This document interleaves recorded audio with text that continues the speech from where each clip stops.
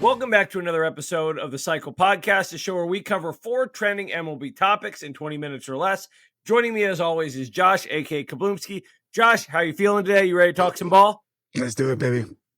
Absolutely. We're going to be covering a little bit of the AL MVP race, a pet project topic of mine, the biggest matchups of the coming weekend, and answering the question on everyone's mind, who's hot? Let's get into it. Our first topic today is our third iteration of Cal Raleigh Appreciation, a guy who we just love. We've been on his train all year if you've been following the podcast. And I have maybe not a bone to pick. Maybe this is a made-up bone I have to pick. Okay. He has now overtaken Aaron Judge in the MVP odds on some betting sites. On others, like I just looked at, he's a slight dog to him. And we decided to look at the 3 most recent catchers to win an MVP in either league. And there's a striking similarity between them. So in 2012, Buster Posey, 2009, Joe Mauer, and 1999, Ivan Rodriguez, all had a batting average over 300. Posey in 12, 336, Mauer in 09, 365, Rodriguez in 99, 332. Now, Cal Raleigh is obviously ahead of them in power and RBIs, but with a batting average in the 240s, is that his Achilles heel? And is that the excuse the voters can use to keep him out of the race? To verify this theory, I went back and looked at the last truly elite catcher season, which was Salvador Perez. Obviously, Cal Raleigh just broke his 2021 single season home run record, where Salvi hit 48 with 121 RBIs and landed 7th in MVP voting that year. So is there a catcher bias, especially a power first, low average catcher? I'm going to turn this over to our authority on catchers, Joshua Velez. Hey guys, this is me. No, honestly though, I just say you bring up a great point. Bring up great points. Unfortunately, that is what comes with the position at catcher. Obviously, we are the unsung heroes. We do things as catchers that nobody really appreciates. And that's just part of the job description, right? But yes, when it's almost like when a catcher can hit for average, it's like, oh, wow, we got something, we got a unicorn here. We got to look out for this guy. Whereas, right now, Cal stands at 121st place in batting average. But the guy is doing something historical still at the plate, which that goes to show that, some things are still misconstrued when coming to voting for the MVP. I get it. We talk about him playing in a lower level market in Seattle. Obviously the Seattle, the fan base, no disrespect to you guys, but it isn't as big as the New York fan base, things of that nature. So being televised and things like that. Well, another thing that's being lost in the weeds with all this, with his historic year, not only did he win the home run derby, and it's hard to continue that streak after such event, but he's in a class all by himself with Mickey Mantle, and anybody that can be in any category and be in the same sentence as Mickey Mantle, it just goes to show what kind of season they are having and or career. And being hitting 50 plus home runs as a switch hitter, the only other person to do that, I believe, was Mickey Mantle. So this is what's going on with the whole catchers not being MVPs just because of this and the third. It's unfortunate, but I'm happy that this subject is being talked about and being brought to light, because it is something that needs to be talked about when you're talking about an historic year, something that we don't see fairly often. It's something that when we see a catcher that can hit for average, like I mentioned earlier, we want to put him on a pedestal. But when we take the totality of the season, we want to nitpick it and not give him, the full credit where credit's due. But we have to take away the fact that he is a catcher and look at the totality of his season. And this is an MVP award, meaning the most valuable player. And in my opinion, is if you take this person away from that team, does that team continue the success that they have, or do they falter by extremes amount? So I do feel like in any catcher, really, if you take him out, but especially Cal Raleigh, especially this year, you take him out the equation. I don't think we're talking about Seattle and in any type of playoff runs. I don't think we're even talking about Seattle in general. So it's a good thing for Seattle. It's a good thing for catchers, and honestly, it's a good thing for baseball. Yeah. And obviously his competition is Aaron Judge, who I just pulled it up, is leading the MLB in WAR, batting average, on base percentage, slugging percentage, OPS plus, total bases, intentional walks. He's leading just the American League in runs scored and walks as a whole. So it's not like Aaron Judge is being pumped up by the voters or the market. He's one of the best players we've ever seen. But this particular season, I am extremely partial to Cal Raleigh, primarily because of all the points you brought up. Just how special what he's doing is behind the plate as a switch hitter, as a catcher in a small market. So obviously, we'll leave that to the fans to take a side on that one. Leave a comment who you think the American League MVP should be. My vote goes to Cal. Josh's vote goes to Cal. With that, let's move on to our second topic. Our second topic today is a little pet project of mine. This is something I've been thinking about. And the question is, could I put together a team that is completely loaded, top to bottom, and still miss the playoff due to the dynamics of the team? So to do this, I put together a few categories of guys I want on this squad. I want the ultra competitive, the guys who are willing to run through a wall, walk through fire to win a game. I want the weirdos, the guys where you got one or two of them on the team. Okay, spice things up a little bit.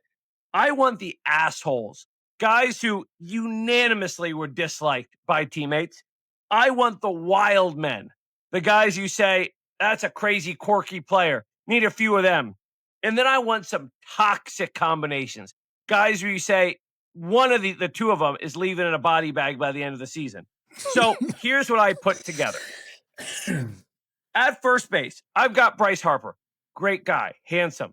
Wait until you see who I paired with him. I've got Jeff Kent at second base. MVP, could absolutely mash, but disliked. At shortstop, I moved Orioles Manny Machado over from third base. This is before he matured into a leader in San Diego. If you remember Manny Machado in Baltimore, he was a completely different player. Oh, yeah. I have Pine Tar Game mentality, George Brett, who also, by the way, was known to destroy opponents' locker rooms. I've got in the outfield, Yasiel Puig. There's my wild characters. I've got Albert Bell, who, by the way, was docked pay on every road trip because he was known to trash hotel rooms and go absolutely bananas in opposing clubhouses because of his temper. He was a nut job. I've got Manny Ramirez in the outfield. Manny's going to be being Manny while the rest of these guys are tearing each other's throats out. Behind the plate, well-known asshole and bad teammate, AJ Pierzynski. Now on to the pitching rotation. I've got Zach Greinke, known crazy guy, once called a team meeting in the middle of a slump to accuse fellow teammates of not washing their hands thoroughly in the bathroom. Just a strange person. But behind him, I've got Carlos Zambrano. If you remember him in his Cubs years, he got ejected maybe every other game. I've got Nolan Ryan. He's going to put a ball into someone's off the side of someone's helmet. And him, Manny Machado, Jeff Kent, Bryce Harper, George Brett are going to be fighting on the mound with him. I've got Bill Lee, the spaceman, who once was asked about the concept of mandatory drug testing in the MLB. And he said, I've tested all the drugs. Some of them I don't recommend being mandatory.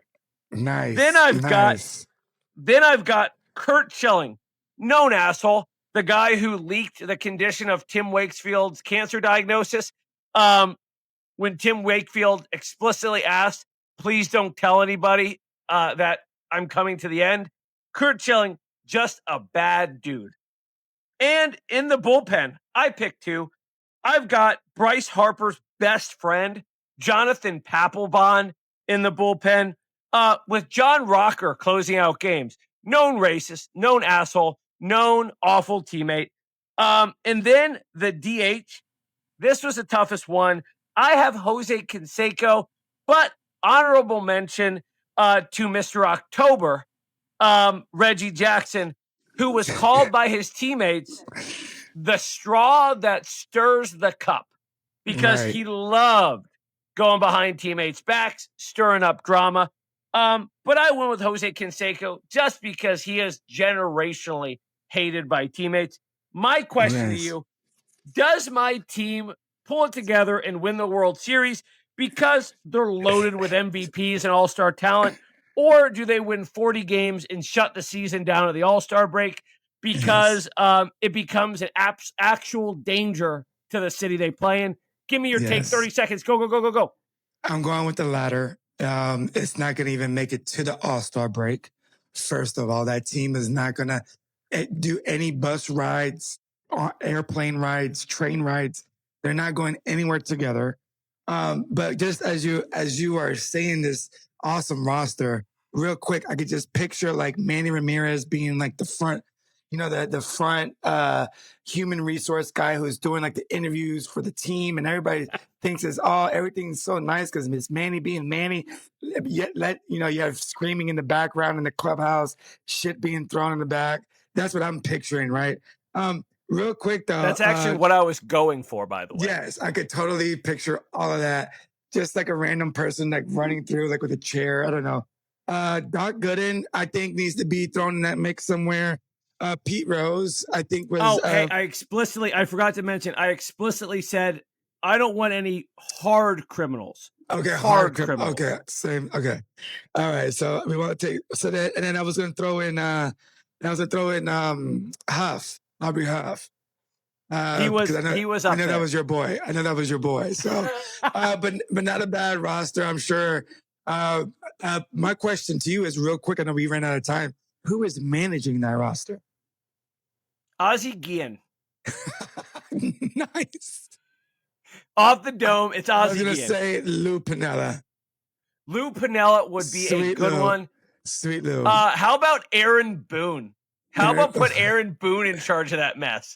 See what Aaron Boone can do with the guys. Right. With that, guys, once again, leave your comments. What would the record be of our all-media circus team? Leave it below. We're going to move on to our next topic. Our third topic today requires us to go forward in time a little bit to the best matchups of the upcoming weekend. So I pulled one from each league, extremely important in determining playoff seeding and playoffs in general. Do they get in or not? I've got the Astros going to visit the Rangers. Rangers 4.5 behind the Astros, though they are in a 9-1 stretch here, despite losing Nathan Eovaldi potentially for the season. So obviously, this is a game in Dallas. Are they in Dallas? They're Dallas Fort Worth, Arlington. Arlington. So the Arlington. Astros heading to Arlington to take on the hot Rangers. Let's say the Rangers sweep this series and they're a game and a half back of the Astros.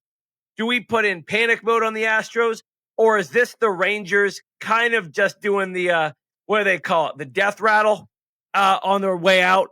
They are only a game or two out of the last wild card spot, but like we said, with some of the injuries that have piled up, losing their Cy Young candidate, Corey Seager's always one weird step away from being out for the season. One, who do you predict takes this series? Two, how important is it? And is this the Rangers' last chance at winning the division? Yes, to answer that last part, it is their last chance. Are they going to win it? No. I think the Astros they've been there before, guys. There's nothing new to this. They remind me of like the San Diego Padres with like the Los Angeles Dodgers. There's always something like they always have them in their sights. It's either them or the highway, and they are always going to find a way to win. They're like the Achilles heel in that division. And yes, the Rangers have been on a tear, and good for them, and especially with, like you mentioned, having Eovaldi out. That is a big, big piece. But for them to gather around and get the right pieces for them to continue. What were they in the last 10 games? They were like, what? They were on a winning streak. 9 and you know what I mean? So that's a streak there that anybody can build off of. And yes, it's something that they can still build off of in this series. This series is crucial so many levels, but I think that it's just too much for them to bear down. The only way that I do feel like they come victorious in totality of the series is their home field advantage is going to play a factor. I think that the fans in Arlington support them and they know what's at stake here, especially when it's coming against the Astros. They want nothing more to be the ones that to kind of keep them out of the loop and or outside looking in. So I got the Rangers, trying to pull it through, but the Astros are just a little bit too much for them right now. So over the National League, the Mets Mhm. visiting the Reds. Mets third in the wild card race, currently in. Reds fourth in the wild card race, currently out. They are 3-7 in their last 10, and they have fallen 4 back of the Mets. I believe the last time we touched on wild card standing, the Reds were only 1 game out. Right. So this is their chance to get back in it, to turn this Huge. little losing slide around. Yeah. Um, I am not confident. The Mets have been hitting like crazy lately. Soto has been scorching hot, which I think we're going to touch on in our next segment. And I think the Reds are just 1 or 2 years out from it. Yes. Yes. Now that I've given myself 2 weeks to kind of think about my prediction of the Reds making the playoffs over the Mets, actually getting to tune in and watch a little more Reds baseball, as I sort of hopped on the train, I really put a foot on the train and then kind of took it off, said, I'm not riding it this year. How impressed are you with what the Reds have been able to do this season? And do the Mets just thump them and move on? Yeah, no, super impressive what they've done over there. Like you mentioned, they're a year or two advanced. They're not where we want them to be, nor are they where they want to be. They know that this is a little bit too much for them to handle. I think Tito is doing a good job in getting them to where they need to be. This series, like you mentioned, is very, very crucial on many levels as well. But this is the only way that the Reds are going to be making the playoff. They're not winning their division. We established that already. 16 and a half out. Yeah, so that's out the door. So when you're talking about what they need to do to get into the playoffs, this is where Tito's expertise and experience is going to come into play. But does the team balance what his experience is going to try to entail? And I don't think so. I think like we mentioned before, they're a year or two ahead of schedule, which that's not a bad thing, Red fan. I know we got some Red fans, so shout out to you. I always like to shout out the Reds when we talk about Reds, but it's just too early for you guys, man. Mets just got what it takes right now. They're built for this. They've kind of ridden the roller coaster down where they had a nice bad few weeks, a couple of weeks series there where they were kind of are they a playoff team or da, da, da. But I think they're back in the swing of things. Their health is starting to come back to play, like you mentioned, like where we're going to talk about later on. Big key players that are contributing on many facets of the game for the Mets, offensive and defensively. So I just think that the Reds have too much to deal with right now. But good for them to be in this position, but they're just a year or two too early. Yeah, I agree. And with that, let's move on to our favorite topic, Who's Hot? We'll see you in a moment. We're wrapping things up with Who's Hot. And I have 2 guys I want to talk about. My honorable mention, Mark Vientos. I'm not going to dive too much into his stats, but just for time's sake, he's been a guy who has really, really been pushing the Mets, as some of their big names, like you're going to mention, have been really, really hitting their stride. But you need those bench guys, those depth guys, so to speak. And Mark Vientos has been providing that at a high level. My Who's Hot? Mr. Too Little, Too Late, Willie Adames. 7 home runs, 12 runs, 13 RBIs, hitting .318 in his last 14 games. This is a guy who was meant to come into San Francisco and bring the boom, bring the offense. And all year, when the Giants were scrapping and fighting to stay in that division, we were saying, where's Willie? He'd make an appearance. All of a sudden, when it's time to declare the Giants dead, Willie Adames emerges from the ashes like the Phoenix and starts hitting. Willie, where were you leading into the All-Star break? My man, when they needed you, absolutely kills me, because the first half of the season, I was Giants, Giants, Giants. They could take this division. Watch out for the Giants. Now, Yep. you, Willie Adamas, made me look like an idiot on my own podcast. So thank you for that. Keep bashing. You need to earn that money. But Yes. how about next year we start out hot? There, pal. Josh, I'll turn it over to you. Yeah, man. Shout out to Willie, man. I'm a huge fan of his. Always been a fan of his, even when he was with the Rays. Just an awesome player, like clubhouse kind of guy. So yes, good picks from you. And I say picks because when you mentioned Vientos as well, it kind of goes in line to my pick. And since you mentioned an honorable mention, I'm also going to have an honorable mention as well. My honorable mention is going to be Frankie Lindor. My next and my actual who's hot is going to be Juan Soto. So this is going to be an all Mets heavy affair here. But hear me out here. The reason why I'm going to say Francisco Lindor, because he literally won NL Player of the Week this past week. Scorching hot, 14 for 25, a 560 batting average. Who the fuck does that in a 2-week span? This guy. So give credit where credit's due. He quietly always seems to be like in the MVP talks in the NL sometimes. Like, granted, he's not maybe 1 or 2, but he's always top 5 when you talk about stats and what he brings to the table for his team. So shout out to Frankie, my fellow Puerto Rican. But I'm also going to go to the $750 million guy, right? 750. Anyway, just a lot of money. Juan Soto. Finally, and I think I've gone on record, which I would like to go back to see when the podcast I mentioned this, because I want to say I did, is that he kind of picks it up around this September, October timeframe when he knows that shit really means, it has a valuable meaning in the games and stuff like that, which kind of sucks because, like, why don't you just, produce throughout the whole year instead of putting on the switch, which some players do, and more power to them. But at that price tag, you should be doing this every day, right? But that's just me venting a little bit. But if you look at what he's been doing right now, he's been having a monster last 15 days. 306 batting average, 6 home runs, 19 RBIs, and 17 runs scored. Now, the thing that we talk about with Juan Soto is obviously his bat, right? And how he is, what he's doing producing at the plate. What I really want to talk about too is what he's doing when he gets on base. He's actually on pace for another 40-30 season, which, goes like, people talk about that like, oh, 40-30, like, oh, that's common nowadays. Guys, that's super hard. I get that we got spoiled with Acuna and Shohei doing like their 40-40s and 50-50s, whatever they do. But those 40-70 really, for Acuna. 40, you know what I mean? Those are unicorn type numbers. Those are numbers that we do not need to get common with. But a 40-30 is something that's still difficult to do.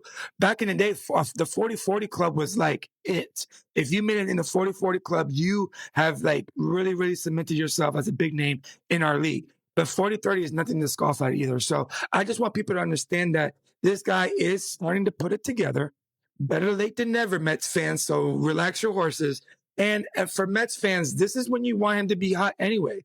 This is when you want him to produce the most anyway. When you're coming down the stretch, when you need it the most, big time players make big time plays in big time situations. That is a saying that I've always said to all my players, and I've led by that as well. So this guy lives by that, and you got to give him credit during this time because he's starting to pick it up and it's starting to come at the right time. And all the pieces in New York are falling into place. So shout out to the Mets, who I've gone on record to pick still as my NL World Series champs, and I'm still sticking with them, baby. Let's roll.